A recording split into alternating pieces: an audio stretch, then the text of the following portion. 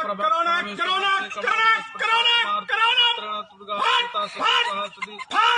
चक्रनाशाय स्वाहा।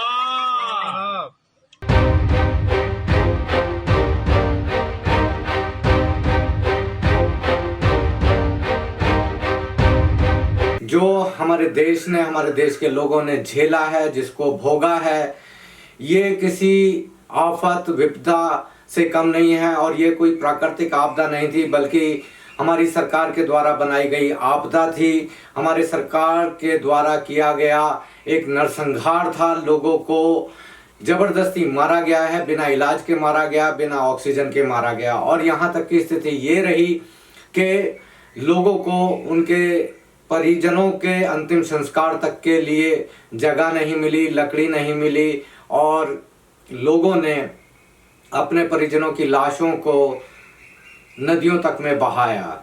ये तो आप शुक्र मानिए कि गंगा नदी पाकिस्तान से नहीं मिलती है या पाकिस्तान से नहीं आती है, अन्यथा ये बात कह दिया जाता कि इसको ISS ने वहां पर लाशें डाल दी थी, ये पाकिस्तान का काम है। भाजपा के मंत्री हैं कि ये जो कोरोना से जो मौत हो रही है, इसमें जो काम है ये चाइना का है। कितने विडंबना की बात है, कितने दुख की बात है, कितनी हैरानी की बात है कि ये लोग इस देश के लोगों के मानसिक स्तर को कितना कमतर समझते हैं, कितना गिरा हुआ समझते हैं इस देश के लोगों को। इस देश के लोगों को ये कितना मूर्ख और बेवकूफ़ समझते हैं कि ये समझते हैं कि ये जो भी कहानी बताएंगे लोग उस पर विश्वास कर लेंगे, कर लेते होंगे। इनके भक्ति, इनकी कहानियों पर विश्वास करते होंगे।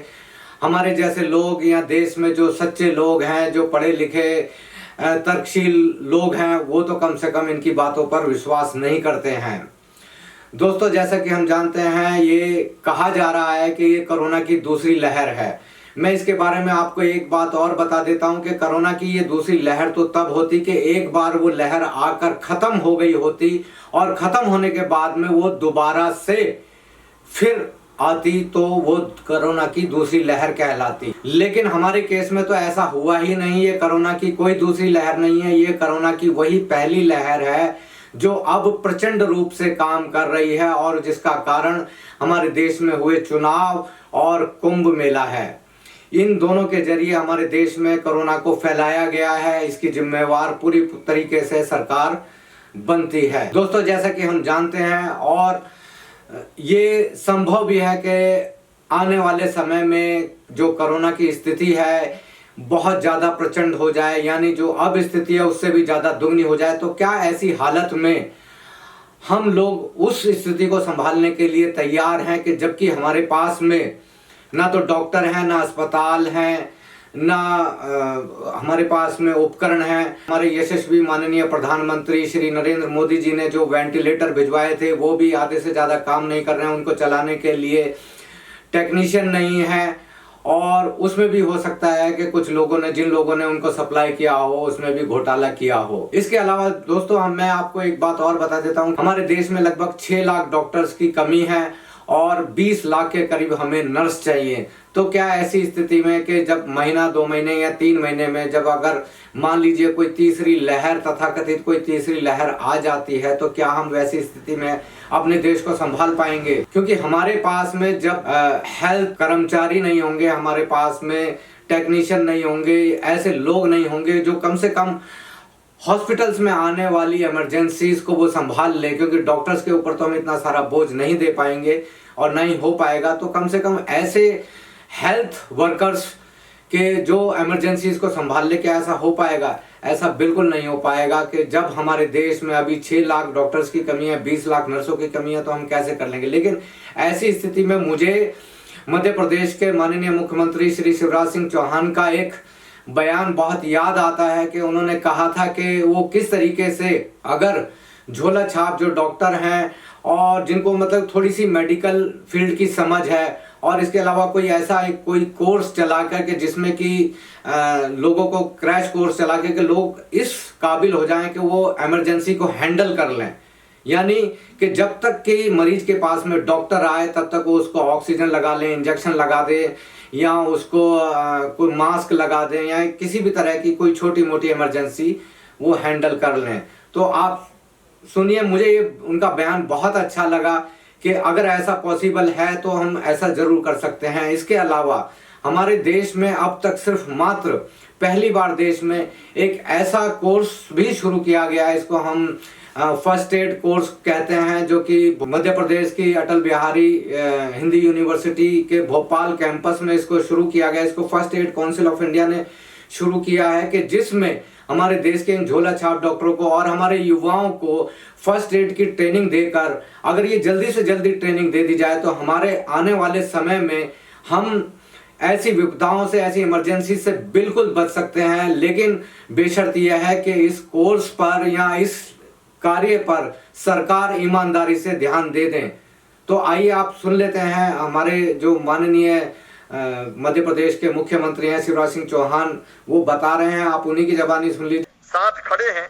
झोला छाप डॉक्टर के प्रति दो दृष्टिकोण हो सकते हैं। एक, रोक लगा के उनके खिलाफ कार्रवाई कर दो, लेकिन कुछ जगह बहुत अच्छा प्रयोग किया है।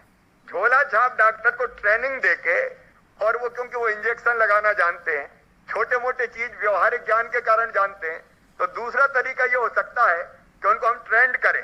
तीसरी लहर में भी वो काम आ सकते हैं, गांव गांव में तो वो बैठे हुए हैं, और एक मिनिमम ट्रेनिंग देके हम उनको कुछ जरूरी कामों के लिए तैयार करके उनका सहयोग भी ले सकते हैं। ICMR और बाकी सब गाइडलाइन के कारण उनको इलाज की इजाजत नहीं दी जा सकती, लेकिन वो किसी के मार्गदर्शन में बाकी काम कर सकते हैं। तो दोनों फायदे होंगे। एक तो वो ऊट पटांग कहीं किसी को सैलाइन वाटर चढ़ा दी, कहीं और कोई इलाज करके दवाई दे दी, उसके बजाय वो कोविड का बेहतर इलाज जो हो रहा है उसके अनुरूप व्यवहार कर सकेंगे। प्राथमिक चिकित्सा के लिए कोई जरूरी नहीं कि कोई पर्टिकुलर जगह हो। आप कहीं पर भी दुर्घटना हो सकती है, कहीं पर भी आकस्मिक आपातकालीन स्थिति बन सकती है।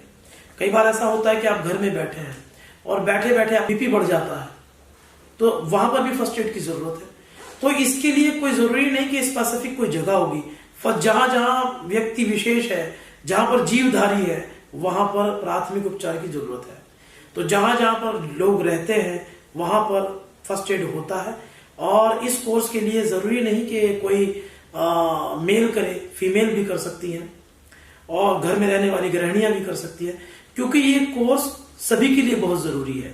सही मायने में अगर देखा जाए तो ये कोर्स इतना जरूरी है कि इसको 12वीं क्लास के बाद नहीं, इसको पहली क्लास से बच्चों को बताते रहना चाहिए, इसको देना चाहिए, बल्कि सभी स्कूल कॉलेजेस के अंदर इस कोर्स को मैंडेटरी करना चाहिए। जैसा कि मैंने एक बार कहा भी था कि नैतिक शिक्षा, मॉरल एजुकेशन हमारे भारत में पहली क्लास से लेके 8वीं क्लास तक आते आते 10वीं क्लास तक अछूता अंग बन जाता है शिक्षा का। जबकि ये वो बच्चे की वो स्थिति होती है जो अपने परिवार में होता है। उस समय तो उसके सारे डिसीजन उसके परिवार के लोग ले रहे होते हैं, उस समय उसकी सूझबूझ सब उसके परिवार वालों के ऊपर निर्भर होती है। 10वीं के बाद उसका ब्रेन काम करना शुरू करता है, वो सोचना शुरू करता है, समाज को समझना शुरू करता है, पब्लिक को जानना शुरू करता है, अपने धर्म को जानना शुरू करता है। उस समय जरूरत है बच्चे को प्राथमिक, उस समय जरूरत है मॉरल एजुकेशन की। अगर मॉरल एजुकेशन उस समय उस व्यक्ति के पास है तो जितने भी ये दंगे, फसाद, झगड़े होते हैं जाति के ऊपर, धर्म के ऊपर, समाज के ऊपर, परंपराओं के ऊपर, मुझे लगता है कि अगर मॉरल एजुकेशन को उस समय तक मैंडेटरी किया जाए तो इस तरह की दुर्घटनाओं से, इस तरह की परेशानियों से समाज का एक बहुत बड़ा हिस्सा अपने आप को सेव करेगा। इसी तरह प्राथमिक उपचार है, वो किसी उम्र को देखकर नहीं आता, किसी जगह को देखकर नहीं आता। आप यहीं बैठे हैं, मैं यहीं बैठा हूं, क्या पता बाहर अर्थक्वेक आ जाए, उस समय क्या दुर्घटना हो जाए, तो आपको उस समय प्राथमिक उपचार की जरूरत है। तो प्राथमिक उपचार किसी एक पर्टिकुलर समाज, उम्र, जाति या महिला या पुरुष के लिए नहीं, हर एक व्यक्ति के लिए है। हर एक व्यक्ति को प्राथमिक उपचार की जानकारी होनी चाहिए। जरूरी नहीं कि इसको वही लोग करें जो इसको रोजगार से, स्वरोजगार से जोड़ते हैं। अगर आप लंबा जीना चाहते हैं, बहुत अच्छा जीना चाहते हैं, और आसपास के मोहल्ले को, पड़ोस को, अपने आसपास के एरिया को, लोगों को स्वास्थ्य सुरक्षा प्रदान करना चाहते हैं, या खुद भी स्वस्थ रहना चाहते हैं, तो मुझे लगता है हर एक व्यक्ति की जरूरत है प्राथमिक चिकित्सा विशेषज्ञ डिप्लोमा कोर्स। कोरोना के इस संकट काल में घर बैठे करें स्वरोजगार की पढ़ाई। मध्य प्रदेश का अटल बिहारी वाजपेयी हिंदी विश्वविद्यालय आपको बनाएगा आत्मनिर्भर। प्राथमिक चिकित्सा विशेषज्ञ डिप्लोमा करें और पाएं नौकरी। या शुरू करें अपने खुद का फर्स्ट एड सेंटर। बाल झड़ना, डैंड्रफ और बालों की हर समस्या का इलाज निशा हर्बल ऑयल, आयुर्वेदिक गुणों वाला Nisha herbal oil. Gaupath smart memory Ayurvedic syrup. इस सिरप से दिमाग और याददाश्त के विकास के लिए IGF-2 और DHA की कमी एकदम खत्म हो जाती है। My memory is smart memory. I am a smart girl. Are you? Gaupath smart memory Ayurvedic syrup